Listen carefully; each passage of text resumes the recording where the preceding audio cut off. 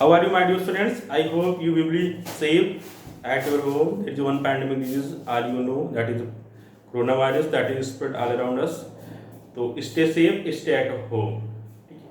Now I am going to teach you chemistry class 12, that is your third chapter, electrochemistry. Third chapter, that one is your electrochemistry. ये chapter board के point of view से बहुत ही important है, क्योंकि ये always अभी तक का पेपर एनालिसिस करके आप देखेंगे तो आपको 4 से 5 नंबर, ठीक है, 4 to 5 मार्क्स, 4 to 5 मार्क्स हर बार ये बोर्ड एग्जाम में आया है। तो इसलिए इस चैप्टर की इंपॉर्टेंस होती है वो बढ़ जाती है। तो पहली बात, व्हाट इज इलेक्ट्रोकेमिस्ट्री, होता क्या है? Electrochemistry is a branch of physical chemistry that deal with the study of cell potential and energy transformation between the different types of the cells, that is known as electrochemistry। तो electrochemistry के अंतर्गत हम लोग cell की study करते हैं, कितने different types की सेल्स होती हैं, ठीक है। सेल पोटेंशियल की स्टडी करते हैं, सेल पोटेंशियल की स्टडी करते हैं, ठीक है, और एनर्जी ट्रांसफॉर्मेशन की स्टडी करते हैं कि सेल्स के अंदर किस तरीके से एनर्जी का ट्रांसफॉर्मेशन हो रहा है, ठीक है। तो अगर हम सेल्स की बात करें तो डिफरेंट टाइप्स की सेल्स आप अपने डेली लाइफ में देख सकते हो। सबके घर पे इन्वर्टर होता है पावर सप्लाई के लिए।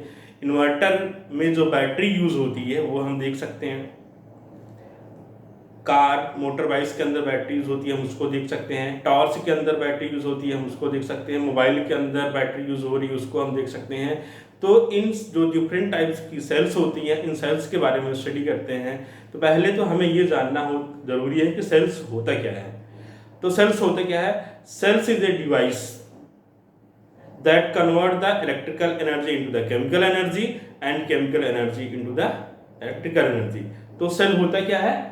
तो सेल होता क्या है? सेल एक डिवाइस होती है जो कन्वर्ट क्या करती है, जो कन्वर्ट करती है केमिकल एनर्जी को इलेक्ट्रिकल एनर्जी में एंड इलेक्ट्रिकल एनर्जी को केमिकल एनर्जी में। बेसिकली यही है। सेल क्या है? सेल एक डिवाइस है जो केमिकल एनर्जी को इलेक्ट्रिकल एनर्जी में चेंज करती है और इलेक्ट्रिकल एनर्जी को केमिकल एनर्जी में चेंज करती है। कहने का मतलब जो सेल्स होती है उसके अंदर क्या होता है? सेल्स ट्रांसफॉर्मेशन होता है। तो अब बात आती है डिफरेंट टाइप्स की सेल्स होती क्या है। डिफरेंट टाइप्स, कितने टाइप्स की सेल्स होती हैं? तो डिफरेंट टाइप्स की जो सेल्स होती है तो 3 टाइप्स की मेनली जो सेल्स होती हैं। पहला हो गया इलेक्ट्रोकेमिकल सेल, दूसरा इलेक्ट्रोलाइटिक सेल और third one is fuel cells. तो इन तीनों के बारे में थोड़ा सा इंट्रोडक्शन हम अभी ले लेते हैं, फर्दर डिटेल्स में हम आगे बढ़ेंगे, ठीक है। तो इलेक्ट्रोलाइटिक सेल्स, तो इलेक्ट्रोलाइटिक सेल्स जो होता है इसका काम क्या होता है? ये इलेक्ट्रिकल एनर्जी को केमिकल एनर्जी में चेंज करती है। इसमें इलेक्ट्रिकल एनर्जी को केमिकल एनर्जी, फिर रिपीट कर रहा हूं, इलेक्ट्रोलाइटिक सेल्स क्या करती है? इलेक्ट्रिकल एनर्जी को केमिकल एनर्जी में चेंज करती है।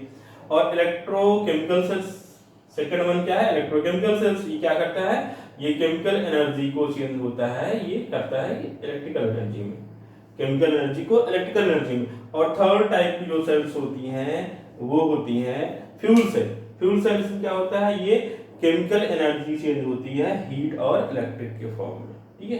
तो फर्दर इसके आगे जाने से पहले हम एक इम्पॉर्टेंट टर्म्स हैं जो इलेक्ट्रोकेमिस्ट्री से रिलेटेड हैं, बिना उसके समझे, बिना उसके एनालिसिस किए हम आगे हमारा कॉन्सेप्ट डेवलप नहीं हो पाएगा। तो पहला उसी क्रम में सबसे पहला आता है इलेक्ट्रोड। इलेक्ट्रोड होता क्या है, ठीक है।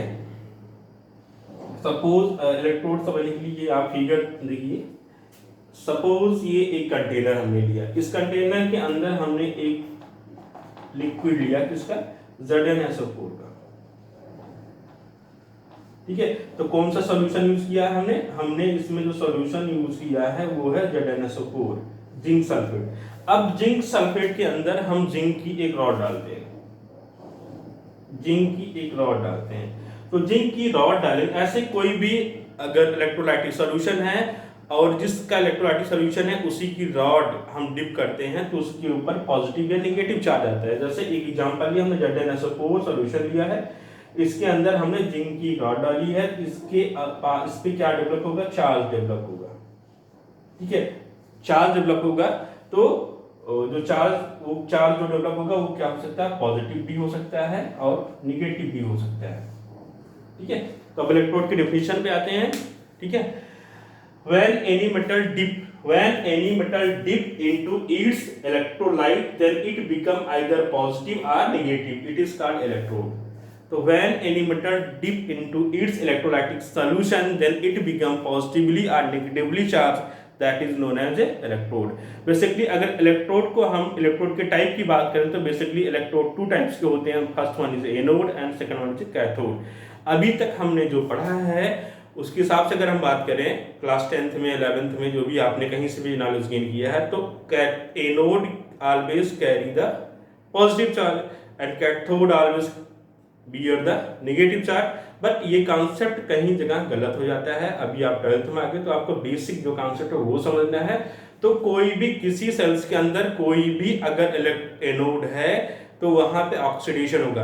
कहने का मतलब अगर सेल्स के जिस इलेक्ट्रोड पे ऑक्सीडेशन होता है वो ऑलवेज क्या होता है, एनोड होता है। चार्ज से आपको कोई लेना देना नहीं।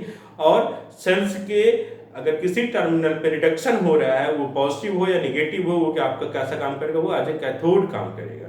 ठीक है, तो एक बार हम समराइज करते हैं। हमने पढ़ा इलेक्ट्रोलाइट क्या होता है, इलेक्ट्रोकेमिस्ट्री क्या होती है, सेल्स क्या होती है, डिफरेंट टाइप सेल्स कितने टाइप की सेल्स होती हैं, उनका बेसिक इंट्रोडक्शन जो हमने पढ़ा, और हमने इलेक्ट्रोड के बारे में पढ़ा। ओके, अभी इतना ही।